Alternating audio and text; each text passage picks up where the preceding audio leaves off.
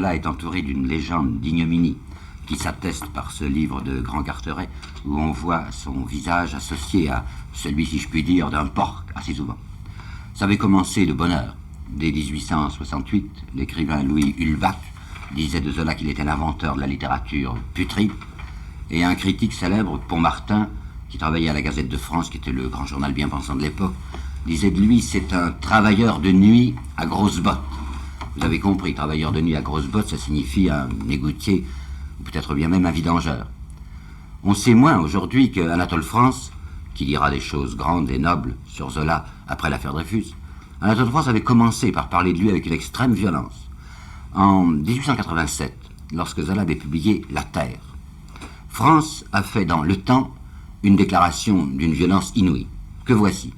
« Jamais homme, disait Anatole France, jamais homme n'a fait un pareil effort pour avilir l'humanité, insulter à toutes les images de la beauté et de l'amour, nier tout ce qui est bien, tout ce qui est bon. » Et il ne s'en tenait même pas là, il avait ajouté cette phrase que je trouve pour ma part assez stupéfiante. « Monsieur Zola est un de ces êtres dont on pourrait dire qu'il serait meilleur qu'ils ne fussent pas nés. » Eh bien, c'est de ce personnage assez horrible et en tout cas malavenant que je voudrais tenter avec vous l'approche. J'ai été amené à Zola, pas par la littérature, mais par l'affaire Dreyfus. Je m'occupais de cette affaire Dreyfus, essayant de comprendre cette espèce d'énigme qui aujourd'hui encore reste si obscure, et je me suis aperçu du rôle extraordinaire qu'avait eu Zola en 98. J'ai voulu comprendre ce qu'il avait fait. Il me semblait que se révélait là un homme d'un format pas ordinaire. Et c'est à cause de l'affaire Dreyfus, à cause de J'accuse, à cause du courage que Zola a développé dans cette histoire, que j'ai essayé de l'étudier. Et bien voyons d'où il sortait cet homme. L'écrivain Jacques Bainville disait de lui, ce demi-italien, quart de grec, 3 ou 4 fois métis, n'est pas un bel échantillon de l'humanité. Si Bainville voulait dire que le père de Zola n'était pas français, c'est exact. L'ingénieur François Zola, qui creusa le canal d'Aix, qui était un ami de Thiers, était né effectivement à Venise en 1795. Et il avait épousé une jeune fille grecque, qui était née à Corfou. Mais du côté des entrailles d'où il sort, Zola appartient à la petite plèbe française. Sa grand-mère était couturière à Dourdan, dans la Beauce, quand il y épousa un vitrier qui s'appelait Aubert. On peut dire que par les entrailles d'où il sort, il appartient à la même race humble et forte que celle de Peggy. C'est un garçon qui n'avait pas eu de chance au début de sa vie. Une dure enfance, une adolescence pénible. En 47, il était né en 40, en 47, il n'a même pas 7 ans encore, il est né en avril 40, c'est en mars 47, son père meurt. Ce père, nous le connaissons peu, cependant, nous avons un tableau qui a été fait à Aix, où il était donc, je vous l'ai dit, ingénieur, il faisait le canal, tableau assez somptueux, on voit que ces gens étaient aisés puisqu'ils posaient devant le peintre. Il y a donc le père, la mère et le petit. Regardons un instant ces visages. Il y a le père, Émile Zola, qui a le poing sur la cuisse, qui est très redressé, qui a l'air assez fier de lui, un regard gentil et direct. À côté, on voit la maman, qui est jeune à ce moment-là, 26-27 ans, et elle paraît un peu plus vieille que ça sur la toile. Elle a des bandeaux à la George Sand. Elle a un beau camé sur sa robe, qui paraît être une robe de soie noire. Elle a les yeux à fleur de tête. Et ce qui frappe, c'est le visage du petit garçon à côté, un drôle de visage, sans bonheur, enfin comme s'il s'attendait confusément à ce que la vie ne soit pas gaie pour lui. Cette image, elle doit être de 46, enfin l'enfant avait devant nous 6 ans. Mais regardez cet œil, il y a un œil, c'est l'œil gauche, qui pend un peu. Il y a cette bouche, avec une moue.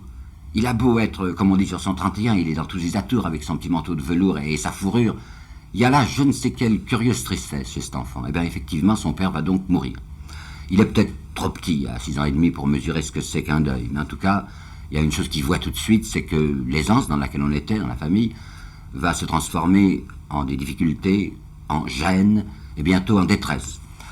On peut suivre à la trace leur déménagement perpétuel à Aix. Presque tous les ans, ils changent d'appartement.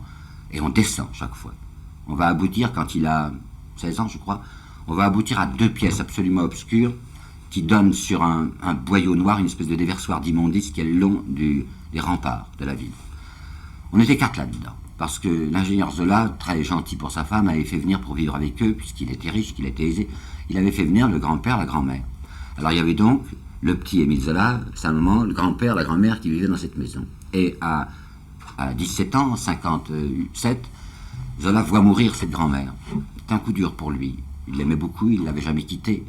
Et cette fois, il a 17 ans, il peut mesurer ce que c'est que la mort.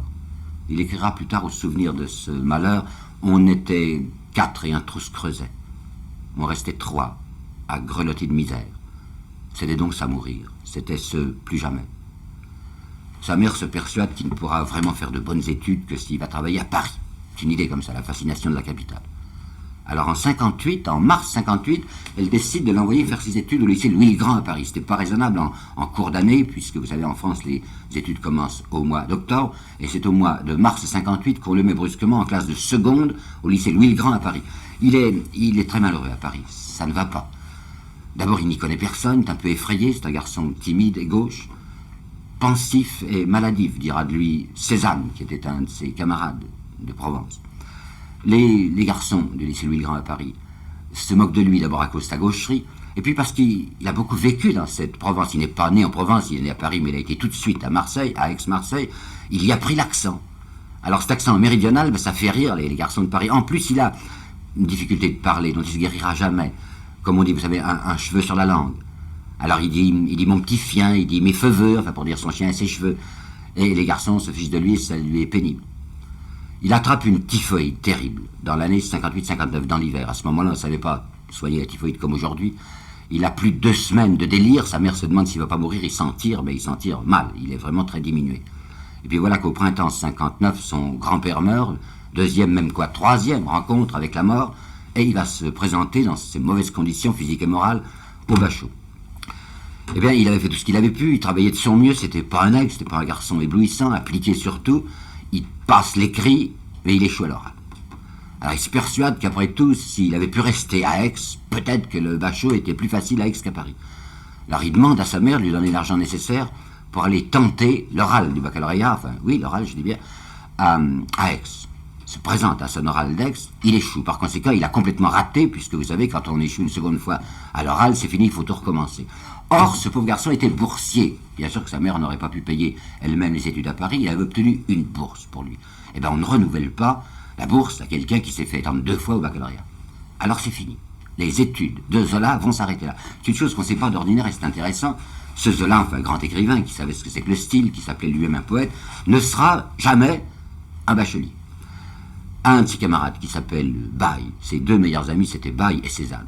Un de ses camarades Baille, il écrit, je me rappelle, c'était au mois de janvier 60, il lui dit « Tu vois, je vais avoir 20 ans. » Il aura 20 ans le 2 avril. « Je vais avoir 20 ans et je suis encore à la charge de ma mère qui ne peut à peine se suffire à elle-même. » Donc il n'y a qu'une chose à faire, c'est à se débrouiller pour trouver comme il pourra une situation, n'importe quoi qu'il fasse vivre. On cherche, on tâtonne, il fait des tas de démarches, présent dans des tas de bureaux, on ne veut pas de lui, pas de diplôme, il n'a rien. Enfin, il va trouver le 1er avril, donc la veille de ses 20 ans, et puis c'est le 2 avril, le 1er avril 60, il va trouver une place de scribe, enfin de gratte-papier, dans un truc qu'on appelait les docks de la douane. C'était situé près du château d'eau, c'est-à-dire près de la gare de l'Est, et le tout petit et misérable appartement où il vivait avec sa mère était dans le 5e, rue Saint-Jacques.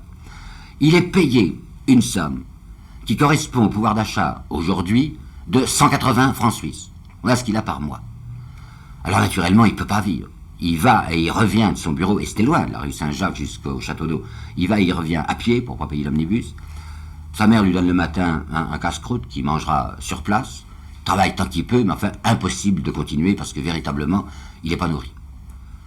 Alors, au bout de 2 mois de ce travail-là, il va abandonner, il va démissionner. Mais démissionner, c'est bien joli, il faut qu'il mange tout de même. Et il va faire un coup de tête. Ce Zola de 20 ans, nous le voyons. Pour la première fois, nous avons une photographie de lui. C'est intéressant de le voir. Il est très blême. Il a un petit collier de barbe. Il se tient devant l'objectif, redressé, pas fendant, pas insolent, non, bien droit simplement. Il a l'air d'un étudiant de province, assez pauvre, mais résolu. Et bien c'est ce garçon qui décide de ne pas continuer au doc, vous avez rendu compte, il n'y avait pas moyen de vivre avec ça. Et là, il va faire un coup de tête. Lui qui avait toujours habité avec sa mère, qui ne l'avait jamais quitté, décide de la quitter. Et pourquoi ? Il lui donne comme raison qu'il écrit. Et en effet, il écrit des vers depuis qu'il a 16 ans. Il écrit, il a besoin de solitude, d'être absolument tranquille. C'est entendu, c'est vrai, il a besoin de solitude. Mais en fait, ce qu'il veut, c'est ne plus rester à la charge de sa mère, parce qu'il en a assez de l'avoir perpétuellement se priver pour que lui, il mange. Il va faire pendant 2 ans une expérience de la misère dont je crois qu'aucun autre écrivain français n'a fait l'expérience. Je sais bien que Chateaubriand, par exemple, lorsqu'il a débarqué en Angleterre comme émigré en 92, a connu cette extrême misère pendant quelques semaines. Mais pour Zola, ça va durer 1 an et demi, 2 ans, où ce garçon va vivre on ne sait trop comment, enfin, collant des enveloppes, faisant des bandes, essayant de placer misérablement des articles qu'on lui paye à peine. Il va vivre d'une manière extrêmement pénible, avec des semaines dans l'hiver où il ne se lève pas parce qu'il a trop froid, alors au moins dans son lit il a un peu chaud, il se nourrit avec du pain trempé dans l'huile, enfin c'est terrible. Eh bien c'est pendant cette année 60-61, donc l'année de sa 21e année, où va se passer dans sa vie, surtout dans sa vie intérieure, un événement que je voudrais bien vous faire comprendre parce que les conséquences en ont été énormes, démesurées. Ce qui frappe quand on regarde les quelques lettres d'adolescente que nous avons lues à Cézanne ou à Baye, ce qui frappe, c'est ce garçon de 16 ans, 18 ans, 20 ans, une extraordinaire candeur, enfin si vous voulez, une pureté farouche. Un garçon qui ne faisait pas du tout la noce, un garçon qui s'écartait des filles, qui les respectait, qui avait décidé, et il l'a fait, de rester vierge pour celle qu'il épouserait. Quand on parlait avec Baye et les camarades, quand on parlait en Provence des filles de Paris, ils en parlaient la tête pleine de la Dame aux Camélias, de Marion Delorme, histoire de prostituées qu'on relève par l'amour. Il y a même là une phrase de Zola que je voudrais vous citer, tellement elle est enfantine mais gentille. Nous demandions à Dieu de nous envoyer une âme flétrie pour la lui rendre jeune et blanche de notre amour. Voilà ce qu'il écrivait, ce garçon, à 18 ans. Eh bien, l'histoire pathétique, en somme, c'est qu'il va jouer au naturel, cette aventure de Tolstoï, enfin, cette aventure de résurrection. Comment ça se passe? Dans l'hôtel sordide et misérable, une espèce de garni où il était, rue Soufflot, à Paris. Il y avait acheté un croque-mort, il y avait des filles en carte. Ben justement, il y avait une prostituée, dont nous savons aujourd'hui qu'elle s'appelait Berthe. Il va l'appeler Laurence, dans le bouquin qui se consacrera à son aventure et qu'il intitulera La Confession de Claude. Cette Berthe, une nuit, elle a eu, je sais pas quoi, enfin, une espèce d'attaque de convulsion et s'est mise à se tordre sur son lit et pousser des cris. Tout l'hôtel, naturellement, est sorti, on ne pouvait plus dormir avec le bruit qu'elle faisait. Zola est venu aussi, on lui a mis de l'eau sur la figure, du vinaigre, enfin on a tapoté, et puis on est arrivé à la calmer. Zola, par gentillesse, et peut-être aussi par un autre sentiment obscur, se propose pour la veiller, cette fille. Alors elle est là, sur son lit, qui dort maintenant, et Zola est assis sur une chaise, attendant qu'elle se réveille. Elle se réveille, en effet, le matin, elle voit ce jeune garçon, que je vous ai décrit tout à l'heure, près de son lit, et elle le récompense, bien sûr, comme elle pouvait le récompenser. Eh bien, Zola a le sentiment que cette prostituée qui s'est donnée à lui, il ne faut absolument pas qu'il la traite comme les hommes font des prostituées, c'est-à-dire la payer et s'en aller. Pas question. Il pense que c'est une fille qui est un être humain, qui a une âme comme lui, et que si on lui expliquait bien les choses, elle pourrait peut-être comprendre et sortir de cet enfer dans lequel elle est en train de glisser. Alors il lui explique tout ça à cette fille qui n'y comprend rien, enfin, qui en est absolument abasourdie. Il lui dit qu'il ne la quittera pas, qu'il veut s'occuper d'elle. Il essaye de lui expliquer qu'il y a moyen, même où elle est, de refaire une vie droite, d'avoir un foyer, d'avoir des enfants. Il se propose, vous entendez, c'est exactement ce qu'il a fait. Lui qui gagne rien, enfin, et qui fait ses vers, ça se vend pas, offre à cette fille de vivre avec elle pour de bon, enfin, de l'épouser. D'abord, elle a commencé par être stupéfaite, puis peu à peu, elle l'a trouvé assommant, enfin, c'est bien sa chance, enfin, elle est tombée sur l'espèce de cinglé qui lui pleure dans le cou, qui lui raconte des histoires de l'autre monde. Enfin, s'il était raisonnable, il ferait des sous pour essayer d'emmener au bal, mais lui, il est là, qui lui explique torrentiellement, la tenant dans ses bras, tout ce qu'on pourrait faire de bien. Mais naturellement, ce qui se passera, c'était très facile à prévoir. Enfin, dès qu'elle est bien et qu'elle s'est amusée avec lui un moment, elle le laisse tomber pour trouver quelqu'un de plus agréable et qui la sortira. Le résultat de cette aventure va être assez terrible pour lui. D'abord, vous voyez qu'il a fait, comme on dit, son éducation sentimentale, d'un seul coup et à toute vitesse. Et il va dire, toute la saleté humaine s'est dressée devant moi. Et comme c'est un garçon clairvoyant, qui se juge parfaitement, il sait très bien que s'il s'est intéressé, comme il dit, à cette âme, elle lui est parue moins intéressante si elle n'eût habité ce corps qui l'émouvait. Alors il va écrire, dans un texte bientôt, ceci: tout le départ enchanté vers le pays des nobles tendresses, sous le coup de fouet de l'instinct génésique.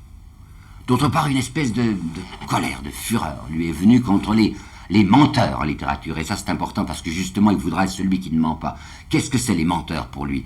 Ben, c'est des gens à la Musset ou à la Murgère qui parlent des prostituées en les appelant, vous savez comme on disait à ce moment-là, les grisettes. Ces filles qui habitent toujours dans des mansardes en littérature, ensoleillée, de gentilles petites mansardes, où il y a sur le bord de la fenêtre des géraniums ou des fleurs, enfin, où tout est ravissant. Et il écrit maintenant: je sais parfaitement ce que c'est qu'une vraie mansarde et combien c'est hideux. Et parlant de ces écrivains qui partent de rayons les démons de leur adolescence et qui nous parlent de belles amours, il dit aussi: ils essaient de nous faire prendre des ordures pour des pierreries. On a plusieurs textes de lui à ce moment-là où on le voit, comment dirais-je, écartelé, divisé. Je voudrais vous apporter là 3 citations. Voilà une d'abord. J'ai 2 existences parallèles, écrit-il. Une ici-bas, dans ma misère. L'autre dans la profonde pureté du ciel bleu. Deuxième citation. La réalité est affreuse. Elle nie toutes ces choses grandes et pures dont l'amour ne veut pas mourir en moi. Et troisième citation. J'ai en moi à la fois un âpre besoin du réel et l'impossibilité de renoncer et de dire adieu aux espérances du rêve. Alors la conséquence de ça, pour lui qui est un écrivain, c'est qu'il va justement se poser la question de savoir ce qu'il doit écrire. Une idée, une espèce de tentation lui est venue. Pénétrer, dit-il à propos de Berthe, pénétrer les causes de sa chute et tâcher de trouver un remède à chaque plaie de son cœur. Qu'est-ce que ça veut dire, ça? Ça veut dire cette fille, cette trolue, enfin, cette prostituée, qui est devenue cet être avili. Elle n'a pas toujours été comme ça. Elle a été forcément, jadis, un petit enfant tout pur avec le ciel dans les yeux. Et bien, quelle est donc la route qu'elle a parcourue? Est-ce que c'est sa faute si elle est comme ça? De quel milieu sort-elle? Ses parents, y avait-il dit tard sur eux qu'ils lui ont donné? Quels exemples a-t-elle vu? Quelle atmosphère a-t-elle respiré? C'est entendu, il y a, comme on dit toujours, la faute originelle qui explique beaucoup de choses. Et il y croit à ce moment-là. Mais il y a à côté de cette faute des responsabilités sociales, des maux qui ne sont pas forcément incurables. Et quittant même le cas particulier de cette Berthe, qui pense à nous tous, enfin à la créature humaine qui, rien qu'en vivant, s'avilit. Nous aussi, n'importe qui, on a été pur au début, et on est devenu cet être plein de mauvaiseté et de nuit. Alors il se persuade qu'il y aura une immense inventaire à faire. Le chemin parcouru par nous tous, pour comprendre où nous en sommes arrivés. Seulement ça c'est rude, c'est difficile, et il l'écrit positivement. Je n'ose pas encore fouiller toutes ces misères. Et il a même le sentiment qu'il y aura une autre voie possible, quelque chose de beaucoup plus conforme à son tempérament. Il dit, la phrase que je crois savoir par cœur, il dit ceci: ce n'est pas en montrant brutalement son mal à un homme qu'on le guérit, mais c'est en lui montrant le bonheur qu'il aurait goûté s'il avait suivi la bonne route. Ben ça, c'est ce qui est vraiment son tempérament essentiel.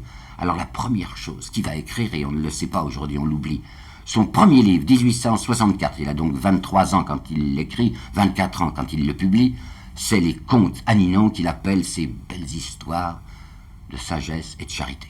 Ce nom propre, Ninon, c'est bien un peu de sa part du respect humain. Il ne veut pas donner aux gens l'impression qu'il est quelqu'un sans amour. Alors Ninon, pour les lecteurs, on a l'impression que c'est une petite amoureuse gentille et pure qu'il aurait laissée en Provence. Eh bien, nous sommes renseignés, il n'y avait personne. Du reste, regardez bien la préface. Comment la définit-il, cette Ninon? L'ange de mes solitudes, mon bon ange gardien. Eh bien, c'est rien d'autre que son âme d'enfance, son âme d'adolescence. Et il dit: Ninon, tu ne sais pas comment va le monde. Les fleurs y sont malades, et bientôt peut-être les cœurs seront morts. Eh bien, lui, il veut empêcher les cœurs de mourir. Alors c'est pourquoi il invente ces histoires qui sont en effet si simples et si gentilles. La première, c'est Simplice. Simplice, c'est justement l'histoire d'un cœur simple. La troisième histoire s'appelle Sœur des pauvres. Et Sœur des pauvres, c'est l'histoire d'une petite fille pour laquelle la Sainte Vierge avait fait un miracle. Enfin, incroyablement peu Zola au sens où nous entendons ça aujourd'hui. D'ailleurs, il se reproche un peu ce qu'il fait. Il a l'impression que c'est trop facile, enfin que c'est trop dans son tempérament à lui. Tu fuis le réel, se dit-il à lui-même. Alors à l'intérieur même de ces contes à Ninon, qui sont en effet peut-être un peu bleus ou un peu roses, il va mettre une histoire noire et rouge. Elle s'appelle Le Sang. C'est l'histoire de 3 soldats, de 3 déserteurs, oui, qui ont déserté parce qu'ils ont vu ce que c'était que l'atrocité de la guerre. Et au milieu de cette histoire, il y a une page, pour moi, inoubliable, qui est une évocation du calvaire. L'année suivante, il a 25 ans donc, il va écrire La Confession de Claude, encore un bouquin de lui qu'on ne lit pas, et on a terriblement tort. On ne lit pas les contes à Ninon, on ne lit pas La Confession de Claude, et pourtant c'est le livre clé. C'est le livre où il va raconter, en la transposant à peine, son histoire avec Berthe, qu'il appellera Laurence.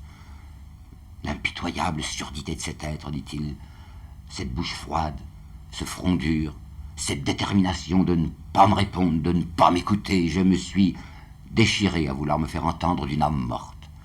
Ce livre lui plaît à lui parce qu'il peut y concilier ce double tempérament que j'essayais de définir tout à l'heure. Vous savez, l'âpre besoin du réel et les espérances du rêve. Alors l'âpre besoin du réel, nous l'avons dans ce texte-là parce qu'il représente Berthe telle qu'elle était, son milieu de prostituée, et les espérances du rêve, c'est l'âme de ce Claude qui est lui-même Émile. C'est un livre qui ne mordra pas sur le public, qui n'aura pas de succès.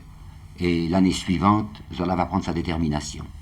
Il va écrire son premier livre entièrement noir, qui est Thérèse Raquin, et c'est l'année suivante, 68, ça lui fait 28 ans, qu'il commence à dessiner le cadre général de ce qui sera son grand œuvre, c'est Rougon-Macquart, histoire naturelle et sociale d'une famille sous le Second Empire. Il prévoit à ce moment-là 10 volumes, et ça aura, vous le savez, 20 volumes. Il est parti dans la direction du réel le plus brutal. Il veut faire, si je puis dire, du super Balzac. Balzac, lui aussi, avait été un réaliste, mais retenu par des prudences, par un respect des convenances. Eh bien, lui, rien. On dira tout, dit-il, et tant pis pour l'odeur. Alors ce garçon va s'acharner. Travailleur extraordinaire. Il s'est marié à 30 ans, oui, en 1870. Il a épousé une petite qui s'appelle Alexandrine Mellet.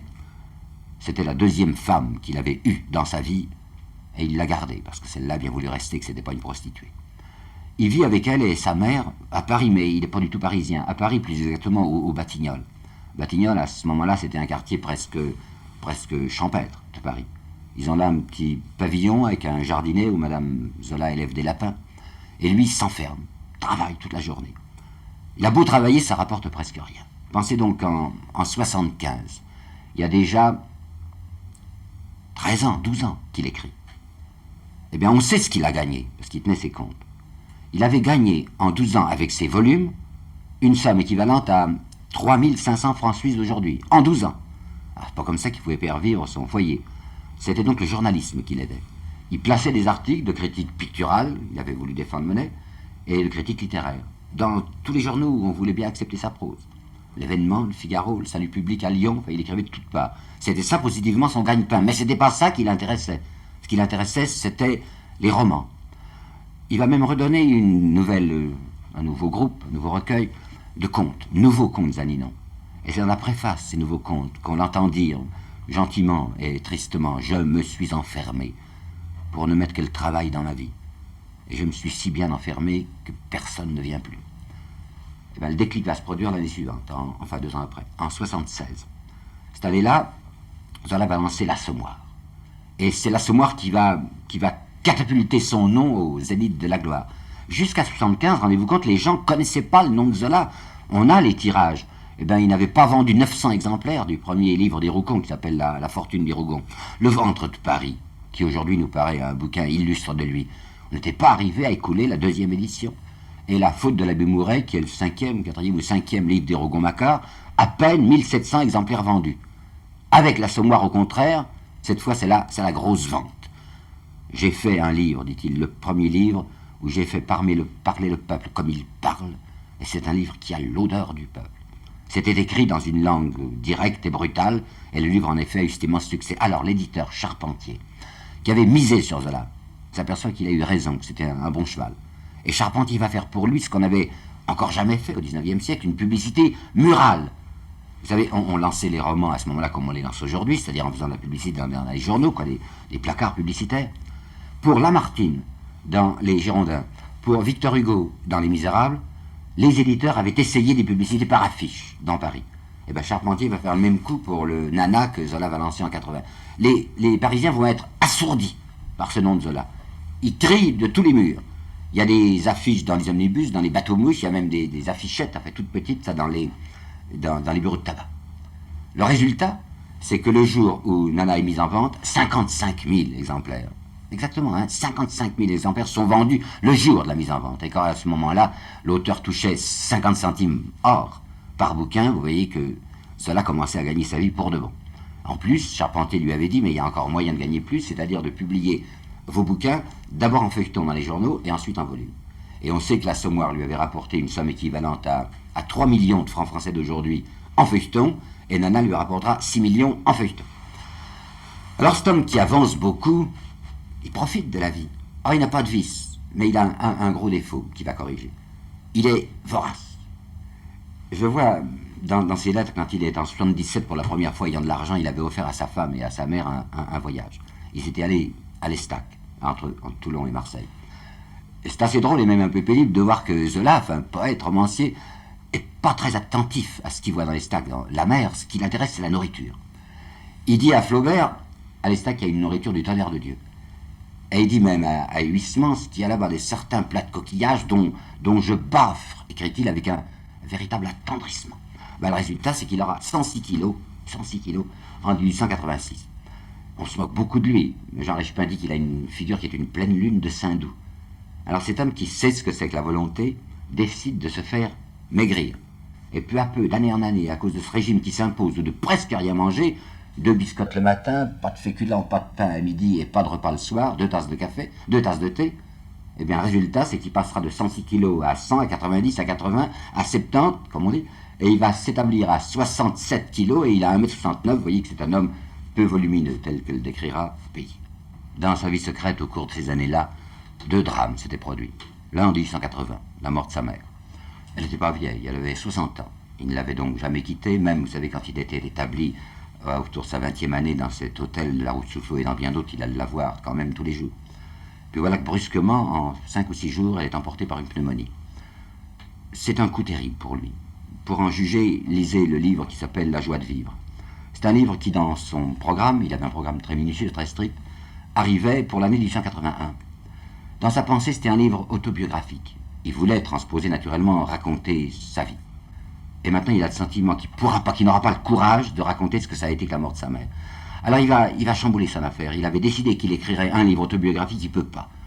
Il met à la place le plus faible, à mon avis, des Rougon-Macquart, qui est Le bonheur des dames.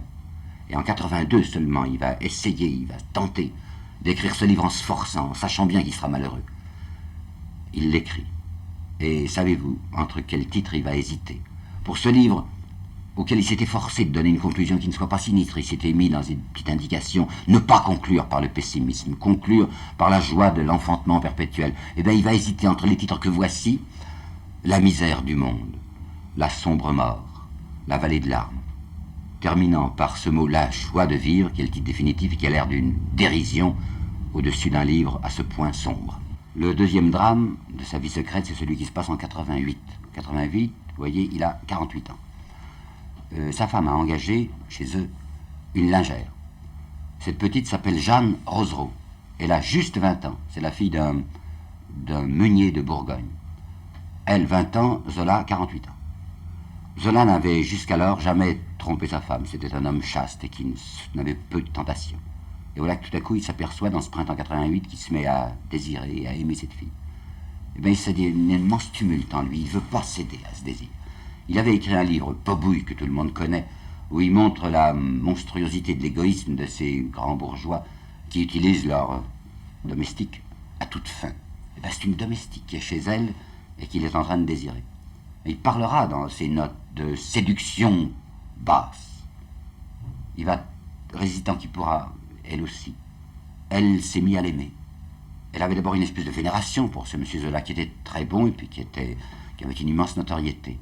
Et peu à peu, elle s'aperçoit qu'effectivement elle l'aime. Et c'est le 11 décembre 88. Si je vous dis la date, c'est pour vous montrer à quel point ils ont lutté, puisqu'ils s'aimaient, semble-t-il, depuis le mois d'avril. Le 11 décembre 48, qu'elle se donnera à lui. Eh bien, il est à la fois heureux et malheureux. Malheureux parce qu'il n'est pas d'accord avec sa conscience, parce que ça l'ennuie d'avoir fait ça à sa femme. Il cache naturellement, mais elle le saura. Il y aura des choses pénibles où il lui a fait des promesses, de fausses promesses, quoi. Il s'est parjuré, il a dit qu'il ne la reverrait plus, il la revoit. Madame Zola va fracturer un secrétaire pour essayer de trouver les lettres de son mari. Il fait des choses assez affreuses. Puis on a des lettres de Zola à son ami Bruno où il lui dit: ma pauvre femme, ma pauvre Alexandrine, je ne serai jamais heureux si je la sais malheureuse. Cette vie double se partage. J'avais rêvé de rendre tout le monde content autour de moi et je suis le premier frappé. Mais comme il avait fait, voyez-vous, avec Berthe et avec celle qu'il a épousée, Alexandrine, jamais n'acceptera l'idée d'abandonner quelqu'un dont le corps lui a été donné. Pas question. Jeanne, il ne la quittera pas. Et même comme une sorte d'excuse ou de légitimation à ce qu'il aurait appelé autrefois un péché et qu'il appelle maintenant une faute, il va se dire au moins si cette femme, si cette fille me donnait les enfants que ma femme n'a pas pu me donner. Dans ce livre autobiographique, le docteur Pascal, qui sera son dernier livre des Rougon-Macquart, il montrera le docteur Pascal compulsant vers la fin de sa vie toute son œuvre, ce tas de pages froides qui me glaçaient les mains, dit-il. On appelle ça une œuvre, il n'y a pas d'autre œuvre réelle qu'un enfant. Eh bien, grâce à Jeanne, qu'elle soit bénie, sous ses lèvres, comme il dit, ses tièdes cheveux d'enfant à baiser. La petite Denise va naître à la première en septembre 89, puis le petit Jacques en septembre 91. Madame Zola aura beaucoup de dignité, je dis même de grandeur dans cette affaire.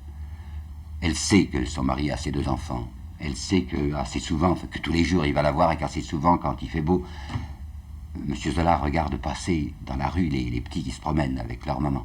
Alors un jour que justement il était là contre sa vitre à regarder les gosses qui passaient, c'était un jour de février, il a senti tout à coup une main sur son épaule, c'était sa femme qui était entrée dans sa cabinet de travail, et qui lui a dit, d'une voix probablement un peu étranglée, allons fais-les monter.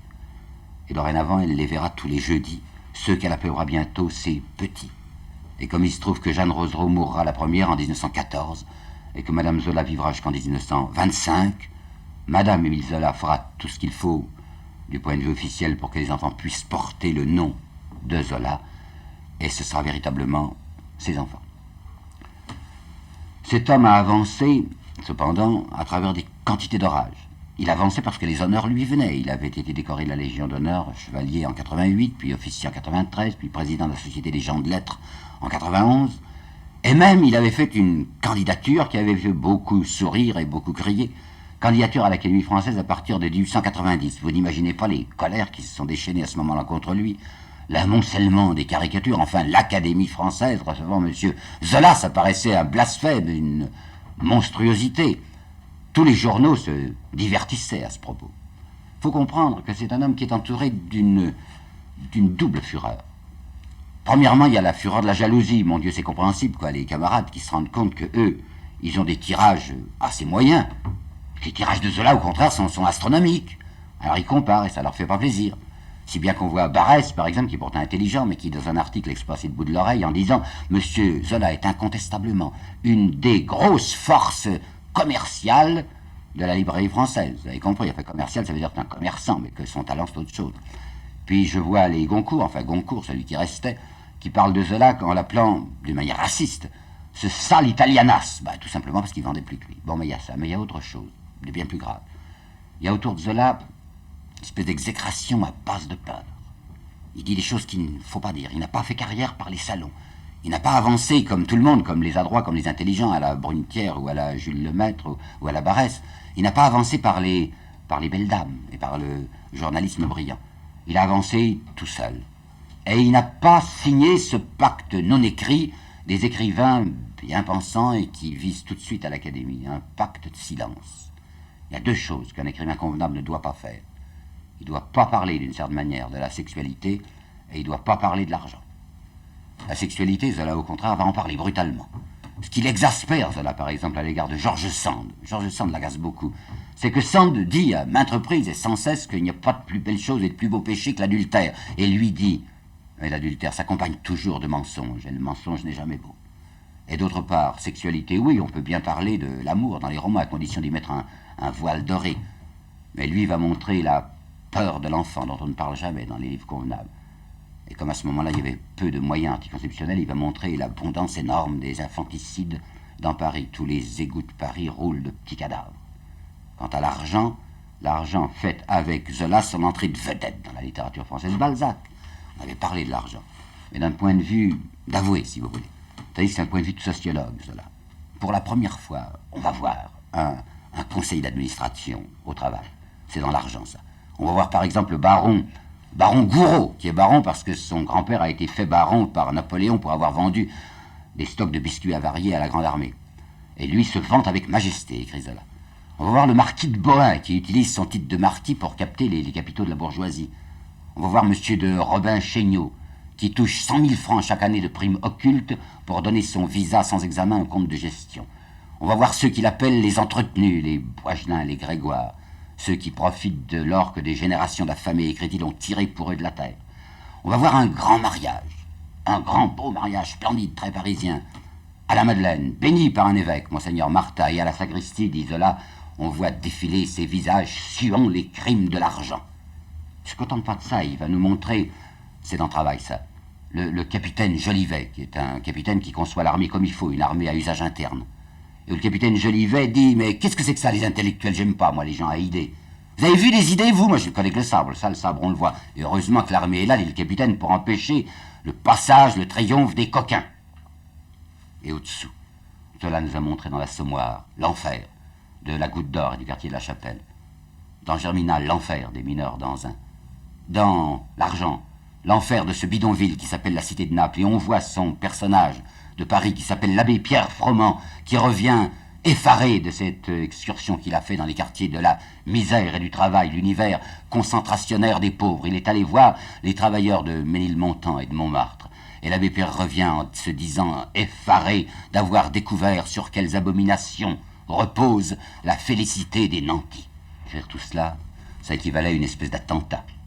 On le détestait, Zola, comme un homme infiniment dangereux.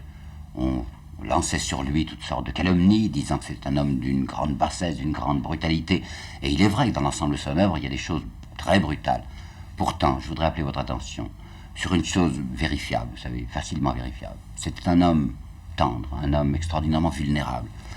Si dans son œuvre, il y a peu de scènes poignantes, c'est que lui-même éprouvait une telle peine, ressentait si violemment ce qu'il écrivait, qu'il essayait d'écarter de son œuvre ce qui aurait pu trop l'émouvoir. Et je voudrais vous parler ici d'une seule preuve.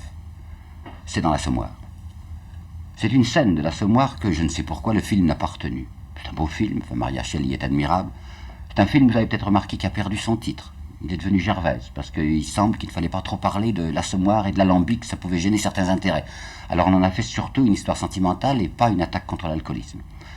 Eh bien, la scène dont je voudrais vous parler, et qui n'est pas dans le film, n'était pourtant pas attentatoire aux intérêts des vendeurs d'alcool. Là, voilà cette scène. Vous vous rappelez que dans le film, Maria Schell reste belle jusqu'à la fin. Eh bien, elle n'est plus belle dans le roman. Au contraire, elle est devenue une énorme femme, encore plus bancale qu'elle l'était au début. Elle se prostitue. Elle est sur le boulevard de la Chapelle. Elle va rencontrer un soir Goujet. Il est dans le film, vous savez, c'est le forgeron avec une belle barbe, qui était un homme qui l'avait aimé. Elle l'aimait aussi, purement. Jamais il ne s'était touché. Et voilà qu'elle l'aborde. Ils s'en sont tous les deux commotionnés. Comment elle est tombée là, enfin, elle est devenue cette prostituée, alors il l'emmène dans sa chambre. Il lui demande si elle veut manger. Elle mange, en effet, gloutonnement, elle était affamée. Et voilà la scène finale. Voulez-vous encore du pain lui demandait-il à mi-voix. Elle pleurait. Elle disait oui, elle disait non, elle ne savait plus. Ah, Seigneur, que c'est bon et triste de manger quand on crève. Et elle torchait ses larmes avec le reste au fond du poêlon.